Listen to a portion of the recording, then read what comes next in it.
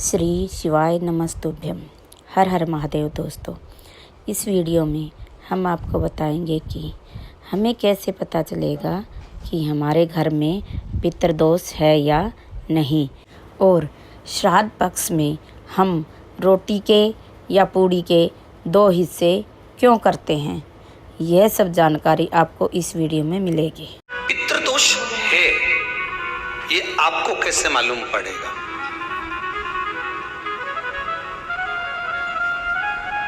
पितृ भूखे हैं इसका तो वर्णन हमने पहले कर दिया कि रात्रि को जब आप सोने के बाद में 1-1.5 घंटे बाद अगर आपकी नींद खुल जाए, 1 घंटा 1.5 घंटा आप सो लिए, उसके बाद जो नींद खुली तो 1-1.5 घंटे तक अगर आपको नींद नहीं आ रही है, रात्रि को सोने के बाद में 1 घंटे बाद जब उठे तो आपको प्यास लग गई,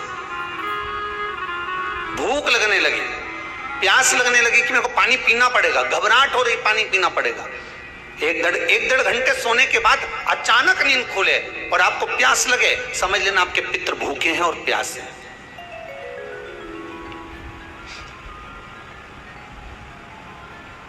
वो भूखे और प्यास है, उनको जल की जरूरत है।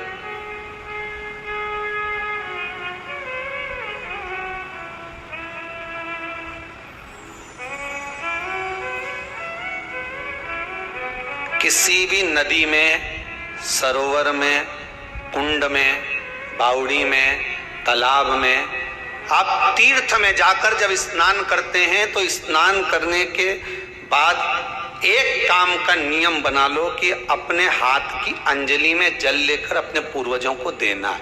प्यासे रहते हैं, भाग मांगते हैं।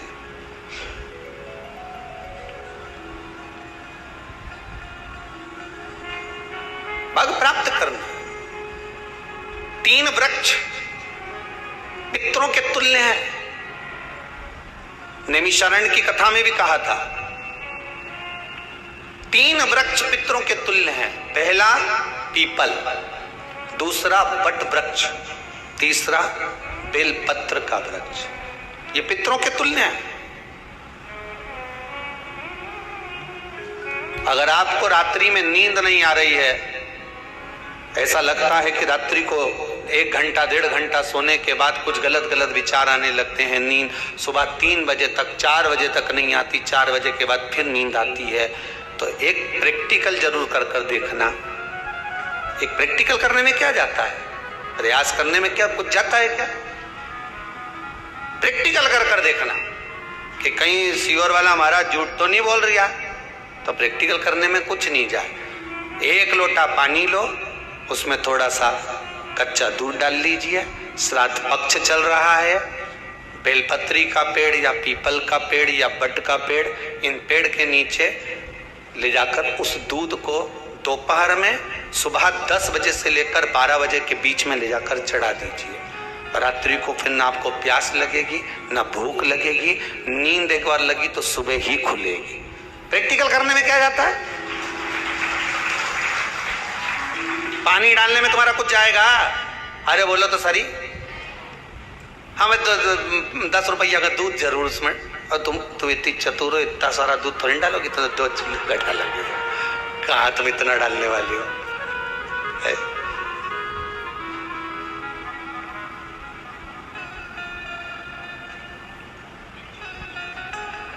कहा बहुत चतुर लोग हो रहे संसार में हो।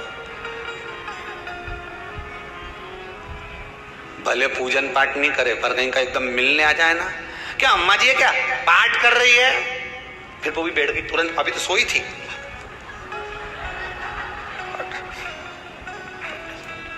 तुरंत। क्या पंडित जी हैं क्या, उनसे थोड़ा काम है, अभी माला जप रहे हैं, मालूम पड़े पंडित जी तो आराम से सेव फल खा रहे थे। अब प्लेट सोफा के नीचे घुसे तुरंत।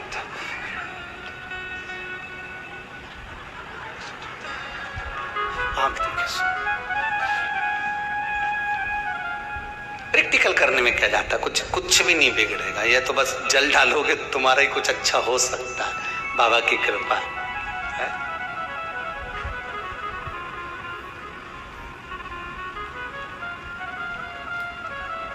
3 वृक्ष पितरों के तुल्य हैं।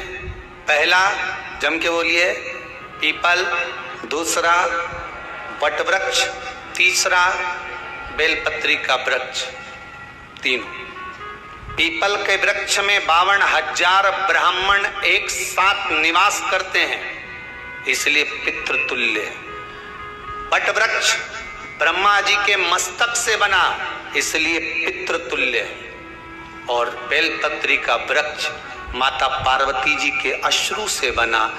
जब आंसू गिरे थे माता जगत जननी जगदम्बा पार्वती के, उस समय पर पितृलोक में हलचल उत्पन्न हो गई थी।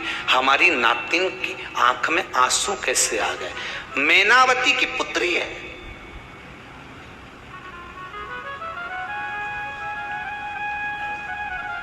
पितरों की नातिन, इसकी अश्रु कैसे गिर गए? पार्वती जी ने कहा ये आंसू नहीं, मेरा पुण्य भाग प्रकट करती हूं बेलपत्री के रूप में। तो पितरों ने वर दिया था कि ये बेलपत्री का वृक्ष हमारा आशीर्वाद है, इसके नीचे अगर कोई दीप लगाता है, शिव को स्पर्श कर चढ़ाता है, उसके पितरों की शांति होगी। हम स्वयं उसको आशीर्वाद देने के लिए पधारेंगे। बेलपत्र का वृक्ष पितृतुल्य।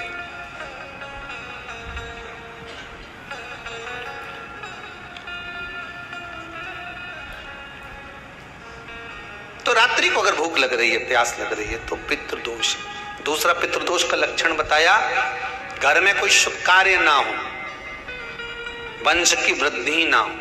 1 रुपये कमाओ, 1.25 रुपये खर्च हो रहे हैं, पैसा 10 जगह से कमाई आ रही है पर घर में टिक नहीं पा रही है, आया गया, पितृदोष। जरा सी कटोरी पड़ी है, उसके पीछे विवाद चालू हो जाए, पानी ढुल गया, उसके पीछे विवाद हो जाए, या छोटी छोटी बात में घर में क्लेश मचा हुआ है, पितृदोष है। समझ लो हमारे पूर्वज हमसे खुश नहीं, प्रसन्न नहीं।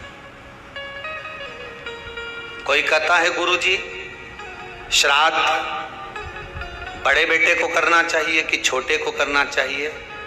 शिव महापुराण की कथा कहती है, अगर जायदाद का पूरा हिस्सा बड़े ने लिया हो और तुमने अपनी माता का दूध ना पिया हो तो एक ही को कर लेने दो। अगर माता का दूध पिया है और अगर एक अंगूठी भी ली है, जरा सा एक कपड़ा भी अगर सास का लिया है, तो श्राद्ध तो तुझे करना ही पड़ेगा, करना ही पड़ेगा।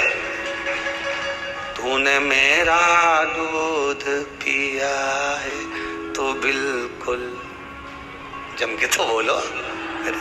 अगर तुमने उनका कुछ खाया है तो अब एक काम और हो सकता है, गुरुजी वो श्राद्ध अगर हम नहीं करें और बड़े भैया करें और हम उन्हीं के यहाँ चले जाएं तो चले जाए, मना कौन कर रहा है?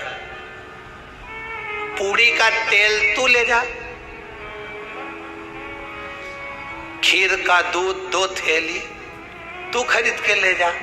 जितना वहां वो सेवा करे उतनी सेवा तुम करो। गलत है क्या? जायदाद का भी तो हिस्सा किया था।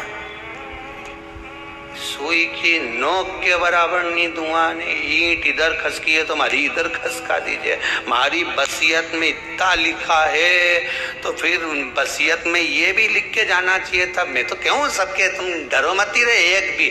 जब छोरा छोरी के जब सब सामान, प्रॉपर्टी दो ना, जमीन दो ना, जायदाद दो ना, सारा सामान छोरा छोरी के दो, तो उनके लिख के भी जाओ कि हमारी श्राद्ध कर दे अच्छे से, नहीं तो भूतड़ी बन के सताऊंगी।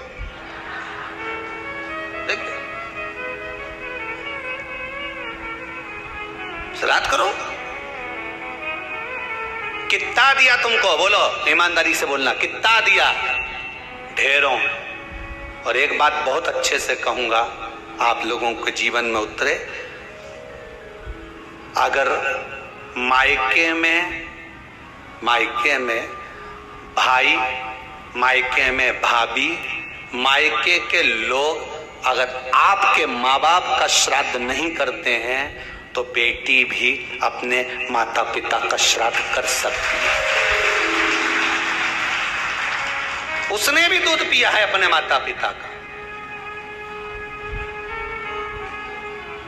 पर वो श्राद्ध का भोजन कौन कराएगा? बेटी का पुत्र हो, बेटी की पुत्री हो, वो कराए और नाम वो नाना नानी का ले ले, करे। अगर वो नहीं कर रहे हैं, वो नहीं संभालते, वो नहीं जानते, तो आप करो तो करे। 2 भाग होते हैं। जब एक रोटी गाय के मुख में दी जाती है, गाय के मुख में जब हम रोटी देते हैं, एक रोटी जब देते हैं, या तो गाय के मुख में 16 श्राद्ध में जब रोटी देते हैं तो रोटी को बीच में से तोड़कर, रोटी का जो भाग होता है उसको, मतलब ऊपर से फुलका का परत नहीं निकालना है। रोटी जो सीधी सीधी है ना, जैसे ये रोटी है तो इसको बीच में से तोड़ लिया, 2 भाग विभाजित कर लिया, नीचे वाले भाग में भी थोड़ा सा गुड़ शक्कर रख लिया, ऊपर वाले भाग में भी गुड़ शक्कर रख लिया, एक के ऊपर एक रोटी को रख लिया, वो गाय को दी। तो अपन श्राद्ध पक्ष में 2 पूड़ी का प्रमाण है कि गाय को 2 रोटी दी जाती है, कुत्ता को 2 रोटी दी जाती है। 2 पूड़ी रख के देते हो, देते आप लोग तो देते होगे, 2 पूड़ी के ऊपर पूड़ी रखकर, थोड़ा सा मीठा रखकर, नमकीन रखकर, कुत्ते को भी देते, 2 पूड़ी तोड़कर कागा को भी देते। 2 पूड़ी का प्रमाण कहां से आया? 2 भाग रोटी के टुकड़े का प्रमाण कहां से आया? श्राद्ध पक्ष में ही ऐसा क्यों किया जाता है? बाकी के समय पर तो कोई ऐसा 2 पूड़ी का प्रमाण ही नहीं, पर श्राद्ध पक्ष में ये क्यों कहा जाता है कि पूड़ी के ऊपर पूड़ी रख दे, उसमें मीठा रख दे, खीर शक्कर रख दे, गाय को दिया, कुत्ते को दिया, कागा को दिया, ऐसे क्यों कहा जाता है? उसका कारण क्या होता है? उसका केवल एक कारण है, जो नारी ने भोजन का निर्माण करा है, जो घर की बहू भोजन बनाई है, जो घर की बेटी ने भोजन बनाया है, घर की माता ने भोजन बनाया है। महाराज, पिता पुरुष एक कुल को तारता है, बेटी 2 कुल को तारती है। जब श्राद्ध पक्ष में 2 भाग रोटी के कर गाय को देती है, दूसरा भाग उसके मायके वालों को मिलता है। आशा करती हूँ वीडियो आपको पसंद आई होगी। वीडियो को लाइक, शेयर, कमेंट कीजिए और चैनल को सब्सक्राइब कीजिए।